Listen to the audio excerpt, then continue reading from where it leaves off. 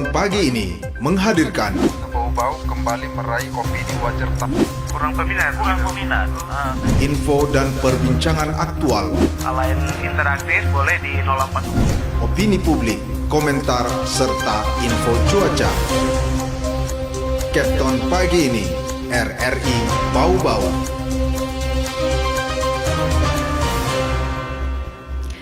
Anda kembali bersama kami di Dialog Interaktif Kapton pagi ini dengan topik kita antara harapan dan kepastian nasib honorer di tengah penantian hasil P3K di Kota Bau-Bau. Mendengar, saat ini di studio RRI Bau-Bau juga tengah hadir narasumber kita yakni pemerhati P3K ya, Forum Pemerhati P3K paruh waktu se-Kepulauan Buton bersama dengan Pak Laode Triat. Assalamualaikum, selamat pagi Pak Triat. Waalaikumsalam warahmatullahi wabarakatuh. Ya Pak Triat, ini baru kemarin ya, Selasa kemarin juga dari kawan-kawan dari P3K paruh waktu ini melakukan aksi damai yang dilakukan di beberapa lokasi ya. Ada yang di kantor wali kota, kemudian juga di kantor ini ya, DPRD ya. Betul Kak Iya, Yanti. betul. Sebenarnya apa aspirasi yang mereka ingin sampaikan gitu kepada pemerintah kota? Ya, pertama-tama terima kasih atas kesempatan yang diberikan kepada saya. Salam sehat buat semua rekan-rekan di studio RRI dan juga seluruh masyarakat Kota Bau-Bau. Jadi sebenarnya persoalan yang dicoba disuarakan atau yang diaspirasikan oleh teman-teman kemarin itu pada saat aksi adalah bagaimana mereka menunggu kepastian yang sejauh ini mereka, yang kita tahu sama-sama bahwa Kota Bau-Bau adalah daerah yang sampai saat ini pengumuman P3 paruh waktunya belum tayang. Nah, mereka merasa terdesak dengan waktu yang mereka dapat, bahwa informasi dari pusat yang beredar bahwa Desember 2025 Ya. kalau tidak diusulkan, kalau tidak ada kepastiannya maka akan dirumahkan. Nah, Oke. itulah sumber dilematisnya mereka sehingga mereka terpaksa untuk turun ke jalan untuk meminta kepastian itu dengan pemerintah kota tentunya. Begitu Kak Yanti. Informasi itu mereka dapat dari mana? Informasi itu jelas melalui TikTok resmi atau media-media sosial resmi yang memang sumber beritanya itu bersumber dari media yang terpercaya. Begitu juga memang yang dikonsumsi oleh setiap daerah tentunya Kak Yanti. Lalu setelah melakukan ini sudah berapa kali aksi Pak Triat? Sejauh ini yang saya dampingi baru sekali ini, tetapi menurut teman-teman sebelumnya mereka bukan dalam bentuk aksi tetapi masih tahap konsultasi. Oke. Jadi menurut saya mereka sudah melakukan konsultasi ke beberapa institusi terkait, para pihak yang berwenang, tetapi mereka selalu tidak mendapatkan jawaban yang jelas. Tetapi secara resmi untuk aksi itu baru terjadi kemarin. Dan sedikit informasi Kak Yanti, rencana akan ada gelombang kedua dalam rangka aksi ini, yang dimana suratnya sudah dilayangkan, surat izin aksinya itu sudah dilayangkan di kepolisian bagian Satuan Intelkam Polres Bau-Bau. Dalam waktu dekat? Ya, insya Allah. Oke, baik. Ini setelah aksi yang terakhir kemarin itu bagaimana? Sudah adakah titik terang atau minimal dari pemerintah Kota Bau-Bau mau untuk menemui? Jadi di dalam surat itu, surat aksi kemarin itu salah satu rutenya itu adalah di kantor wali kota Bau-Bau. Ya. Namun pertama titik kumpul di Stadion Batu Ambari menuju ke BKPSDM Kota Bau-Bau itu tidak ada satupun pegawai daerah di lingkup BKPSDM itu yang hadir menemui kami. Begitu juga kami mencoba menghubungi via telepon, tetapi memang kami mengerti bahwa di momen itu Ibu Kepala Badan dan juga Kepala Bidangnya sedang mengikuti job fit and proper test di Villa Nirwana. Tetapi memang saya pikir adalah pasti kan tidak mungkin semua dari A sampai Z di kantor BKPSDM itu mengikuti kegiatan itu. Ya. Minimal tidak masa aksi itu ditemui untuk diberikan pencerahan atau kejelasan tentang status mereka. Nah, selanjutnya kami langsung ke kantor Wali Kota Bau-Bau. Di sana juga dari staf hingga kabak, asisten sampai di Ibu Wakil Wali Kota dan Bapak Wali Kota Bau-Bau itu tidak ada satupun yang menemui kami, sehingga rute selanjutnya kami terpaksa harus menuju ke kantor DPR. Di kantor DPR kami diterima oleh Wakil Ketua 1, ada juga Pak Banio, ada Pak Hadiat, ada Pak Gilang, ada Pak Sahrun, ada Pak Tajudin. Ya. Jadi memang di sana, di dalam salah satu catatan saya, karena saya tidak tahu apakah ada notulensi rapat di sana atau tidak. Salah satunya akan ada agenda program kerja pertemuan antara pemerintah daerah dengan pihak legislatif untuk menindaklanjuti persoalan-persoalan yang kami sampaikan di sana. Saya hanya ingin menjawab secara singkat pertanyaan Kak Yanti tadi, bahwasannya kalau hari ini memang belum mendapat jawaban, itulah jawaban kami akan turun kembali dengan jumlah estimasi massa yang lebih tentunya, karena konsolidasi kami sudah beberapa kali dan mereka meminta juga saya untuk mendampingi teman-teman di Kota Bau-Bau ini, Kak Yanti.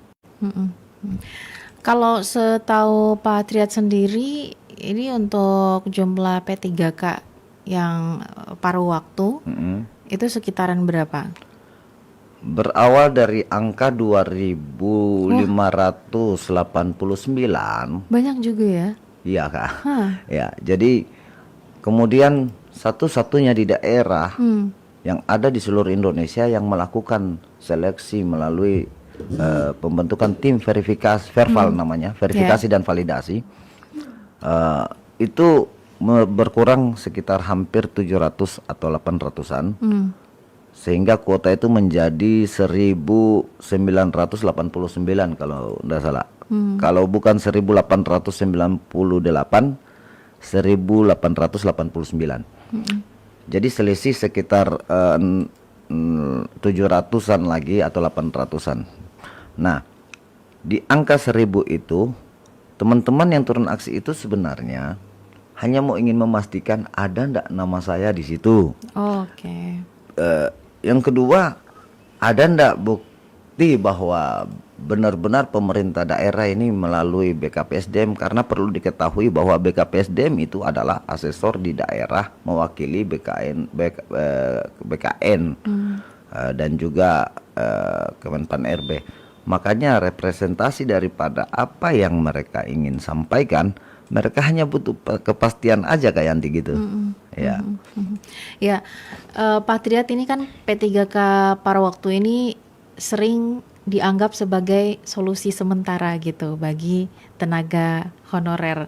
Nah, ini sebenarnya kalau mendengarkan dari harapan besar dari teman-teman dari P3K paruh waktu ini, Pak Triat juga dapat tidak sih? Maksudnya mungkin ada harapan besar dari mereka ataupun curahan hati mereka gitu terkait nasib mereka. Oke. Sebenarnya dari pemetaan kondisi dulu dan sejarahnya ini barang. Menurut saya sebagai pemerhati P3 paruh waktu, sebenarnya bukan hanya sekedar di Kota Bau-Bau saja. Kita harus melihat secara skala nasional. Bahwa pertama, ini adalah program pemerintah pusat yang menjadi bagian prolegnas. Artinya ini menjadi program yang paling prioritas. Ya. Karena menjadi program prioritas, tentunya ini harus dilaksanakan. Hanya kemudian saya tidak menyalahkan siapa-siapa di sini, Kak Yanti, karena kenapa seleksi ASN itu, CPNS itu ditiadakan Karena untuk mengakomodir agar supaya seluruh tenaga honorer ini dihabiskan, kan gitu. Ya. Nah, jadi saya melihat bahwa ini benar-benar salah satu program prioritas karena dia sudah berbentuk program kemanusiaan yang dimana mengangkat statusnya orang yang sudah mengabdi terhadap negara ini, itu mendedikasikan seluruh pengabdiannya, waktunya untuk negara, untuk daerah, agar negara juga memberi satu penghargaan dengan mengangkat mereka terhadap statusnya. Jadi sederhananya begini, hubungan saja mungkin Kak Yanti pasti kita butuh setiap status hubungan itu pasti butuh kejelasan gitu Kak Yanti. Artinya paruh waktu ini sebenarnya belum jelas. Mereka sebenarnya ujung tombak di lapangan. Mereka itu bahkan mengolah data. Mereka itu bahkan menganalisis data. Artinya kapasitas sumber daya manusia yang mereka miliki itu sudah mumpuni karena pengalaman selama mereka bekerja yang belasan tahun sampai puluhan tahun. Kalau mungkin pimpinannya hanya pegang-pegang data karena setiap kebijakan turun mungkin bisa berpindah tempat atau bertempat-tempat duduknya. Mungkin kalau dalam persoalan pengolahan data sampai dia tahu ke angka-angka atau jumlah, itu kan bersumber dari mereka yang menjadi ujung tombak tadi Kak Yanti. Jadi sebenarnya saya melihat bahwa ini adalah bentuk program yang tidak boleh diindahkan oleh siapapun di daerah di seluruh Indonesia. Terima kasih. Mungkin. Baik. Kita ada penelpon, kita coba menyapa ya. Assalamualaikum, selamat pagi. Selamat pagi. Ya, ini Pak Albert kayaknya ya. Oh iya. Ya, silakan Pak Albert. Kalau saya sih dari atas dulu baru ke bawah, baru dari bawah ke atas. Tidak boleh dari atas ke bawah, baru tidak sampai dari bawah ke atas. Tidak boleh begitu. Maksudnya gimana? Ya? Maksudnya gimana? Dari atas dulu tuh, terus ke bawah terus selesai. Baru dikembalikan dari bawah ke atas. Tidak boleh dari atas ke bawah, baru tidak dikembalikan dari bawah ke atas. Begitu. Yang kemudian yang kedua, itu juga ini pemerintah. Dan baru-baru ini pemerintah kan itu biasanya habis kasih bantuan, orang bikin kacau nih, baku tembak-tembak nih, baku ini, akhirnya apa? Penjara. Polisi juga lah begitu nih, kekerasan apa semua, begitu. Ternyata ini. Iya Pak Albert. Ya kalau ternyata saya kenal tuh dari Makassar juga dia. Oke, baik Pak Albert. Terima kasih Pak Albert. Terima kasih banyak. Saya tangkap. Waalaikumsalam. Saya tangkap dari masukan dari Pak Albert, salah satu penelpon kita barusan Kak Yanti. Itu mungkin maksudnya dalam sebuah sistem pengambilan kebijakan yang dimaksud adalah top down dan bottom up. Bagaimana menerima sebuah aspirasi itu yang sifatnya dari bawah ke atas, itu namanya bottom up. Kalau dari kebijakan dari atas turun ke bawah namanya top down. Nah sebenarnya ini memang diatur dalam sebuah kebijakan di sistem pemerintahan kita. Misalkan kalau bottom up itu kayak musrembang, menjaring aspirasi dari bawah seluruh masyarakat untuk melahirkan satu formulasi kebijakan pemerintah daerah kita. Kalau top down, kebijakan dari atas. Nah terkait dengan apa yang dimaksudkan bahwa korelasi antara pemerintah tadi dengan menyalurkan bantuan, terus kaitannya dengan institusi kepolisian, mungkin saya meramu menjadi sebuah analisis terhadap potensi Kamtipmas kita. Karena katanya tadi baku tembak, baku apa. Sebenarnya begini, beberapa hari terakhir ini memang pemerintah daerah kita melalui bersama Forkopimda sedang melakukan rapat untuk membahas tentang Kamtipmas di Kota Bau-Bau ini. Tetapi saya merasa bahwa mungkin di kesempatan ini Kamtipmas yang perlu harus diperhatikan adalah potensi gejolak kalau P3K paruh waktu ini tidak diakomodir. Nah, iya, Maka iya. itu akan merusak seluruh stagnan caustik di daerah. Kenapa saya katakan demikian? Ini bukan persoalan baku parang, baku tembak, baku pukul, tetapi ini persoalan pecah piringnya orang. Sederhananya begitu. Saya yakin di jumlah estimasi massa yang 1.000 lebih itu, ini pasti merusak sistem dia. Ya, ini bukan antar geng, antar kelompok, antar individu, tetapi ini persoalan status. Status itu sistem dia pada akhirnya. Kalau sistem yang berubah, saya pikir bentuk negara saja bisa berubah di situ. Begitu Kak Yanti. Makasih. Ya, ini Pak Albert ya. Wih. Luar biasa pertanyaannya Pak Albert Iya, ya. dalam. Tapi sebenarnya apa sih yang sudah dilalui P3K paruh waktu ini gitu sebelum turun ke jalan? Artinya tentu kalau turun ke jalan kemudian menemui langsung pemerintah gitu, setidaknya mereka sudah banyak melakukan mungkin koordinasi begitu. Sebelum mereka menyuarakan secara lantang, ada koordinasi dulu yang dilakukan secara baik-baik begitu. Ya, saya kurang ingat pada tanggal, kalau tidak salah itu tanggal 6 kalau tidak salah Oktober. Itu beberapa kali sih, bukan yang tanggal 6 itu, teman-teman ini sudah pernah dimediasi juga, bahkan di DPR. Mereka juga, saya juga pertama kali itu yang sebenarnya mengawal ketika di Nakes itu tidak diakomodir, itu hampir 600 atau 700 orang kemarin itu yang tidak ditandatangani SPTJM-nya itu. Surat pertanggungjawaban mutlak dari kepala dinas. Makanya tidak ada satupun tenaga kesehatan yang tercover.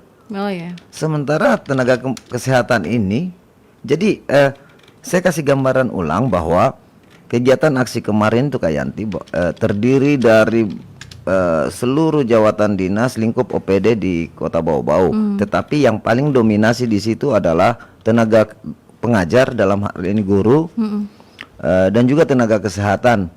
Selebihnya ada beberapa dari puluhan lainnya itu dari BKKBN, dari dinas-dinas lain lah.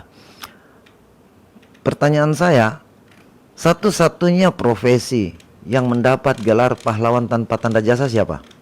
Guru. Kita tahu pasti guru. Kenapa predikat guru itu begitu setinggi langit? Karena dedikasi mereka, karena investasi keilmuan yang disampaikan kepada generasi kita untuk membangun sebuah bangsa. Kemudian di situ ada tenaga kesehatan. Tenaga kesehatan itu mungkin selain tenaga kesehatan pasti ada juga damkar. Satu-satunya profesi yang mendapat gelar pahlawan kemanusiaan. Ya. Jadi menurut saya ini penting. Jadi mereka melakukan konsolidasi, mereka lakukan konsultasi, mereka minta kejelasan, mengunjungi segala macam pihak yang berwenang. Saya kira itu bentuk dari keresahan-keresahan yang tidak tersistematis awalnya. Makanya turun aksi itu adalah puncak daripada segala bentuk keresahan mereka yang terakumulasi sebelum-sebelumnya Kak Yanti. Beberapa waktu lalu ya, kalau tidak salah bulan lalu, dari wartawan RRI Bau-Bau ini kan juga sudah pernah membahas soal ini bersama dengan Wakil Wali Kota Bau-Bau gitu. Kemudian katanya beliau sudah ke BKN pusat gitu untuk membahas soal ini. Ya. Terus kemudian ini hasil dari pertemuan itu belum disampaikankah kepada teman-teman P3K paruh waktu atau gimana? Jadi sebenarnya pernyataan pejabat publik di depan media itu sebenarnya sudah terwakilkan. Tidak perlu lagi dia harus sampaikan ke yang bersangkutan, misalkan ke personal-personal atau kelompok per kelompok. Jadi wujud pernyataan di media itu sebenarnya sudah pernyataan publik yang mestinya dikonsumsi oleh seluruh masyarakat Kota Bau-Bau pada khususnya. Sebenarnya itu jawabannya sudah paten Saya cuma ingin pada kesempatan ini menyampaikan, semoga seluruh orang-orang tua kami di pemerintah Kota Bau-Bau, khususnya Bapak Wali Kota, Ibu Wakil Wali Kota, Ibu Kepala Badan BKPSDM, sebenarnya kita itu tidak di dalam aksi itu jangan di framing, jangan dinarasikan bahwa kita tidak suka dengan wali kota, kita tidak suka dengan ibu kepala badan. Ada juga Ya, isu-isu begitu ya. ya. Apalagi ini kebijakannya bukan, tetapi ini hanya mereka datang minta pelukan daripada mereka. Kami hadir, saya mengawal ini teman-teman di P3K paruh waktu agar mendapat pelukan dari Bapak Wali Kota, Ibu Wakil Wali Kota dan Ibu Kepala Badan sebagai pejabat yang berwenang untuk mengakomodir kepentingan P3K paruh waktu. Ya. Karena kami tahu posisi pemerintah daerah, Kak Yanti. Mungkin Kak Yanti sudah pernah mendengar tentang dilematisnya setiap daerah, bagaimana mengakomodir P3K paruh waktu di seluruh Indonesia. Ya. Pertama, kebijakan pusat mengatakan bahwa ini P3K paruh waktu harus dihabiskan.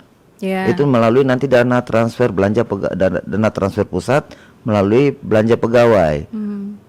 Ya kan? Sebenarnya keliru. Kalau dana transfer pusat, maka itu beban dibiayakan oleh pusat. Setelah ini sudah berakhir, semua sudah proses, pusat dengan hari ini mengatakan melalui Permen Pan RB nomor 16 kalau tidak salah, ya nomor 16 tahun 2025 itu dibebankan kepada daerah. Nah, tetapi uniknya Ya. itu dia tidak melekat di belanja pegawai tentunya. P3K paruh waktu itu porsi anggarannya melekat di barang jasa. Oke. Di belanja barang jasa dia. Jadi persoalan ada uang dengan tidak ada uangnya daerah. Tidak masalah. Tidak masalah. Nah, itulah korelasinya terhadap teman-teman di P3K paruh waktu ini. Terserah mereka itu mau gaji atau tidak. Yang penting statusnya dia jelas dulu. Jangan digantung. Oke. Ya, seperti kita punya hubungan lah, masa jangan digantung, dikasih jelas dulu statusnya mereka ini. Minimal tidak ada tambah-tambahnya lah baju korpri di foto profil Facebooknya misalkan. Kan gitu. Nah, jadi kita tidak menyerang secara pribadi atau institusi ya, tetapi kami ingin menanyakan status kami.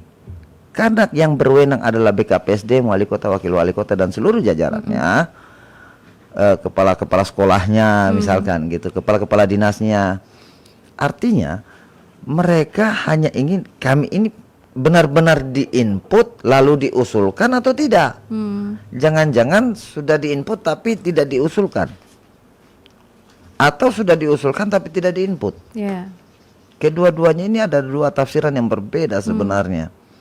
Jadi melalui SPTJM tadi oleh masing-masing kepala dinas misalkan, kepala OPD, itu mereka melakukan sebuah pernyataan sikap secara administrasi begitu.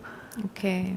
Pernyataan sikap secara administrasi menyatakan bahwa mereka ini dia magang benar-benar aktif dengan masa pengabdian sekian, dengan SK yang terbit di tahun sekian, gitu Kak Yanti. Oke, baik ya. Sebenarnya mungkin dari Pemkot saja yang memikirnya terlalu berat ya, tapi sesederhana itu sebenarnya ungkapan hati dan juga keinginan serta harapan dari P3K paruh waktu ini. Ada penelpon yang bergabung, kita coba menyapa. Assalamualaikum, selamat pagi. Itu sudah. Halo. Halo. Ya, dengan siapa di mana Ibu? Ini guru ini kasihan dia menggantikan almarhum orang tuanya, tapi sudah puluhan tahun tidak terangkat. Bagaimana seperti itu, Dinda Yanti dan Prof? Apakah masih bisa ada ruangan untuk diangkat mereka itu untuk mendidik anak-anak murid mereka itu? Mereka itu berjuang untuk mendidik anak sekolah mereka itu. Bagaimana? Tapi tidak ada pengangkatan sampai sekarang. Mudah-mudahan Allah memberikan mereka rezeki, dibukakan ini rezekinya agar mereka bisa terangkat. Ya. Itu saya kasihan. Oh iya. Kehidupan mereka sehari-hari itu. Baik. Penjelasannya. Terima kasih. Assalamualaikum. Waalaikumsalam. Ini juga Saya dengar juga kemarin dari teman yang turun meliput ya di sana di kantor wali kota gitu, katanya ada yang datang demo bawa anak bayinya, kemudian juga ternyata ada dari kawan-kawan kita P3K paruh waktu ini yang mereka tuh sudah mau masuk masa pensiun gitu, udah mau selesai gitu waktunya. Atau maksudnya sudah tua ya, sudah mau Iya. menginjak usia 60 tahun Iya, itu. saya juga sempat ketemu kok. Oh gitu Iya, ya. dari ratusan masa yang hadir kemarin itu memang ada mereka. Heeh. Artinya mereka ini meskipun mungkin melihat oh ya bahasa saya bekerja tinggal sebentar gitu, tapi masih ada harapan untuk statusnya, kejelasan statusnya menjadi P3K paruh waktu gitu. Kalau cerita-cerita seperti itu yang Pak ini dengar seperti apa? Ya, ya. Jadi terkait dengan pertanyaan dari Ibu tadi ya, Kak Yanti. Sebenarnya begini, itu anak yang mengganti almarhum ayahnya yang guru itu di sekolah apa dia? Yayasan swasta atau negeri? Iya, ini penelpon kita dari ini nih, dari Kendari ya beliau ya, dari Kendari beliau. Oh gitu. Iya. Yang kedua, apakah memang masa pengabdiannya sudah lebih dari 2 tahun atau belum? Karena syarat P3K paruh waktu itu dia 2 tahun ya masa pengabdiannya, terhitung 2 tahun. Tetapi kan itu juga punya kategori-kategori, punya klasifikasi lah. Yang ketiga, kita harus tahu dulu dia punya sejarah kenapa bisa ganti almarhum orang tuanya, terus kapasitas anaknya ini dalam mengajar mendapat pengakuan enggak dalam bentuk sertifikasi, misalkan sertifikat mengajar atau apa namanya dibilang itu. Ada sebuah legalitas administrasi untuk bisa memberikan transferan ilmunya kepada anak-anak didiknya gitu. Dan yang keempat, kita tahu ngajarnya di mana, apakah di SMP, SD, SMP atau SMA. Itu penting. Tetapi dalam narasi saya, momen pertanyaan ini sebenarnya penting. Saya selaku pemerhati melihat kenapa pahlawan yang sudah lama wafat, tetapi karena jasanya terhadap negara ini, itu kita negara mengapresiasi keturunannya, dalam hal ini ahli waris, untuk rela mengeluarkan uang negara untuk memberikan setiap momen Hari Pahlawan yang sebentar lagi Kak Yanti tentu tanggal 10 ya. Oh ya, mungkin di kesempatan ini juga saya ingin sampaikan tanggal 10 November nanti kita akan insya Allah tayangkan film The Hero of Buton Lakarambau. Kak Yanti pernah dengar ya film Lakarambau? Iya, pernah dengar. Itu kebetulan film itu karya kami, teman-teman yang berinisiatif untuk membangun negeri. Kami hibahkan film itu yang selama ini penasaran di bau-bau, karena dulu sempat tayang di bioskop beberapa tahun lalu, sempat viral. Tapi kalau untuk orang di bau-bau kami hibahkan untuk silahkan nonton di Gora nanti. Oh, di Gora. Di Gora jam 7 malam. Kapan Jadi, tuh? Jam 7 malam tanggal hari Senin. Hari Senin tanggal ya, momen Hari Pahlawan. Kaitannya gini. Memang itu bentuk dedikasi bagi kita sebagai anak dari seorang guru begitu. Tetapi kan begini, harus kita tahu juga Kak Yanti. Di analogi yang saya sampaikan tadi, pahlawan tadi itu, kenapa kita masih anaknya belum berjasa kita sudah kasih apresiasi dalam bentuk piagam, misalkan gitu. Ahli warisnya itu kan ada yang dikeluarkan uang negara di situ untuk diberikan sekian. Nah, maksud saya, kenapa yang kayak gini nggak dijawab dengan seperti pertanyaan ibu tadi? Saya punya teman, bapaknya sangat berjasa di kementerian saat itu.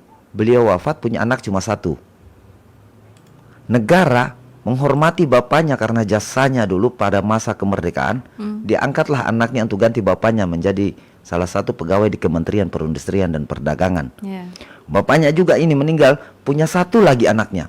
Jadi sudah pangkat cucu ini. Meninggal, anaknya ganti lagi. Oh ya.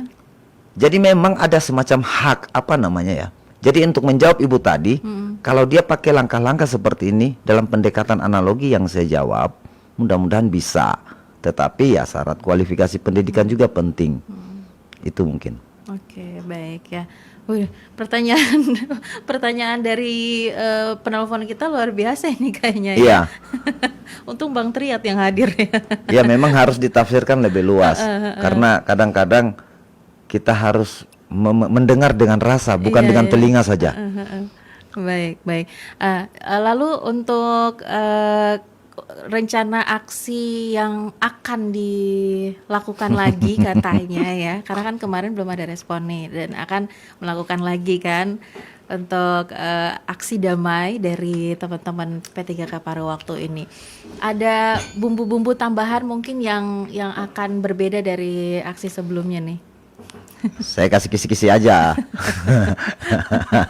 Jadi gini, pada dasarnya model desainnya tetap sama. Saya jaminkan bahwa tidak ada yang namanya di situ susupan. Tidak ada Nah, masa itu. titipan. Ya, Itu. Tidak ada masa titipan. Yang jelas semua adalah P3K paruh waktu murni. 1000% saya jamin itu murni. Yang kedua, tidak ditunggangi oleh orator-orator dari pihak luar. ya.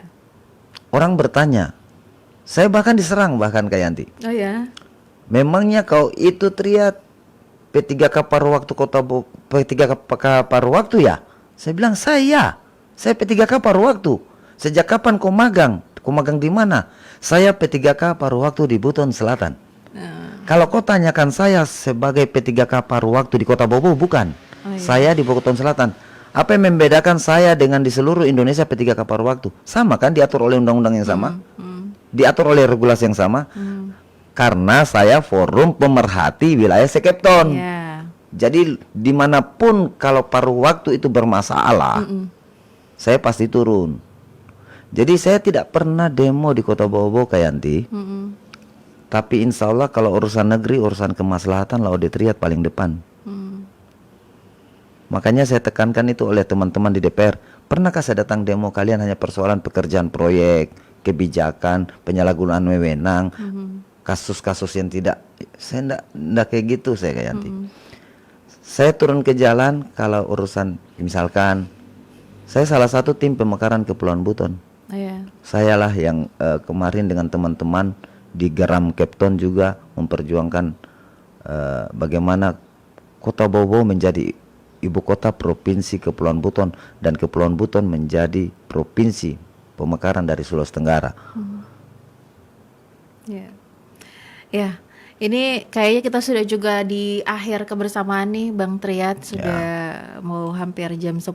Jadi mungkin ke poin penting yang benar-benar ingin Bang Triat sampaikan mewakili teman-teman dari P3K paruh waktu, yang mungkin juga saat ini ada beberapa dari pemerintah kota ya, bagian dari pemerintah kota yang mendengarkan RRI Bau-Bau. Apa yang ingin Bang Triat sampaikan?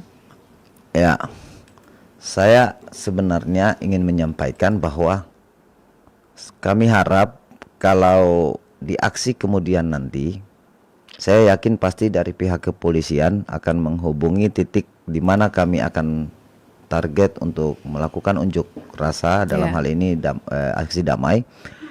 Jadi mohonlah kami ditemui, kita berdialog. Insya Allah, ini Kak Yanti ya, menjadi catatan. Insya Allah kita bisa berbagi solusi kok. Sumber daya manusia yang ada di P3K paruh waktu itu cukup mumpuni sebenarnya. Bahkan setelah kami lakukan ini, maaf ya, tapi sebenarnya saya tidak mau ngomong sih. Ya. Kami ketika turun aksi kemarin di lapangan dengan sumber daya yang dihadapkan sama yang sudah pakai baju keki kemarin itu, saya pikir lebih luar biasa. Ya. Artinya dari segi menjawabnya kok kayak gitu. Banyak yang kecewa. Loh, kenapa pemerintah sudah kasih pakai baju keki, sudah status PNS, orang-orang yang cara jawabnya model begitu? Bahkan ada yang bilang karena mungkin keluarganya pejabat, bagaimana caranya dia bisa masuk PNS itu? Kita yang sudah mengabdi 26 tahun saja. Ibu itu dia bilang 26 tahun dia mengabdi. Dia bilang, saya juga kalau ngomong tidak kayak gitu gitu. Artinya temui kami karena jangan diragukan potensi sumber daya yang ada di P3K Paru Waktu Kota Bau-Bau, karena insya Allah kalau Bapak Wali Kota, Ibu Wakil Wali Kota, Ibu Kepala Badan bersedia menemui kami, kita akan berbagi solusi. Saya kira sudah ada tim TAPD dari daerah untuk bagaimana persoalan anggaran. Kan saya sudah bilang tadi, dilematisnya pemerintah daerah ini kami tahu, kami bisa petakan. Di sisi lain, bagaimana caranya saya mau rangkul semua P3K ini, sementara saya punya keuangan terbatas, belanja pegawai 51% di daerah. Ini kan tidak melekat di belanja pegawai ini, Kak. Ini melekat di belanja barang dan jasa. Lagian kontraknya cuma setahun kok. Jadi saya ingin berbicara banyak tentang pengelolaan keuangan daerah sebenarnya, supaya teman-teman di pemerintah kota juga kita tidak hanya mengeluh tentang kita punya status, tapi kita beri solusi. Apa sih antara anak dengan ibu lah, ibu orang tua kami adalah pemerintah kota, anak ini yang sedang mengeluh tentang saya punya cita-cita besar. Kalau persoalan tidak ada uang mau kuliahkan saya ke dokteran, mari kita cari solusinya. Bukan berarti saya harus putuskan cita-cita ini menjadi pemulung untuk bantu mama dan ibu. Begitu maksud saya. Mari kita dudukkan bersama, insya Allah akan jalan keluar. Saya yakin Bau-Bau persiapan menjadi ibu kota provinsi Cape Town. Masa daerah tetangga saja yang nyaris 7.000-an orang bisa dirangkul kok. Sekali lagi, SK-nya perpanjangan P3K Waktu hanya 1 tahun. Oke, baik ya. Ya, ini mudah-mudahan juga didengar oleh dari pihak pemerintah ya. Intinya duduk bareng aja dulu ya. Duduk bareng aja dulu ya, supaya semua akan selesai kalau kita bisa bicarakan. Benar. Kita curhat-curhatkan. Yang menjadi keluhan, yang menjadi beban gitu. Kalau dibicarakan bersama bisa dicari solusinya. Intinya itu aja sih yang pengen diharapkan ya. Ya, pacaran saja long distance kalau sering komunikasi kan tetap aman. Yang repot ini biar satu rumah kalau tidak ada komunikasi. Oke, baik. Baik, terima kasih banyak untuk kebersamaannya pagi ini ya, Bang Triad. Mudah-mudahan terima kasih nanti di aksi berikutnya ya ada lah ya yang diharapkan dari pemerintah bisa memberikan jawaban. Entah itu mungkin diajak duduk bareng, ngopi bareng ya, untuk membahas soal ini ya. Yang penting ada respon dulu ya, dan juga tentu kita harap agar harapan dari teman-teman dari P3K Paru Waktu ini bisa semakin terang dan terjawab ya, khususnya terkait dengan kejelasan status mereka. Baik, terima kasih banyak juga pendengar RRI Bau-Bau dan program 1 RRI Kendari. Kebersamaan di Cape Town pagi ini cukup sekian. Wassalamualaikum, dan tetap bersama kami untuk mengikuti program-program lainnya. Cape Town pagi ini, RRI Bau-Bau.